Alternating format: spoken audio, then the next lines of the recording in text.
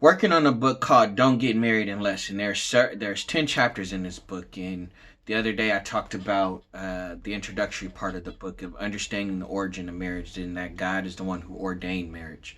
But now, the first chapter in the book is "Don't Get Married Unless You Understand the World's View of Marriage." And from my perspective, or from God's perspective, we have messed marriage up, honestly, because we have taken what was good that God ordained and sought to make it better or to appease man's fleshly desires, their own preferences, their opinions, to make that try to fit what God had already made perfect. And that's one thing that I think we do a lot, is that we try to perfect what a perfect God has already perfected. And you can't perfect something that God has already perfected. All you can do is mess it up. And we, since the fall, since Adam and Eve sinned in the garden, we have all been born imperfect. And there's no way that imperfect man is going to make something perfect. That's going to make something that's built to last. Most of the people that I know that have been married for 50, 60, years, have all said that the center of their marriage was God. Now, of course, these are all coming from a Christian perspective. I know that there are people in other faiths and beliefs that have had long lasting marriages, but I believe that marriage is based on how God ordained it when He created Adam and Eve.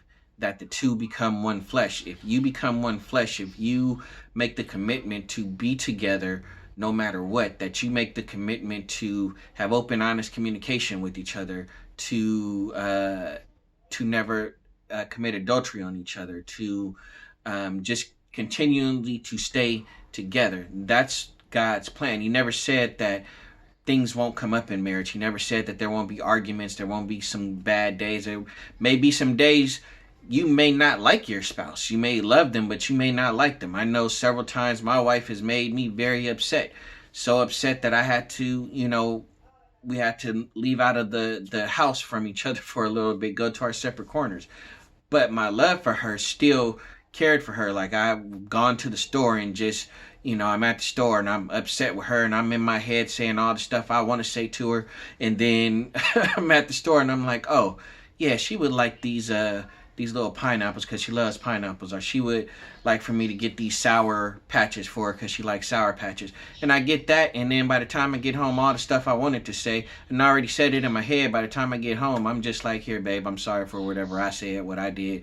And she's like, I'm sorry for whatever I did, and we move on. But we need to understand what the world's view of marriage is, and the world is kind of skewed what marriage is. It's made divorce acceptable, made it so acceptable that all you have to say is the reason for divorce is irreconcilable. You know the word, irreconcilable differences. That we just it's whatever. I don't want to work it out, so we're just done. So you know the word. I'm not gonna try to say it again, but we have made it so easy to leave that it has lessened the value of marriage. And I believe that if we get back to God's perspective of marriage, we would be able to build a stronger foundation on marriage, and marriages, and people wouldn't be so quick to leave marriage.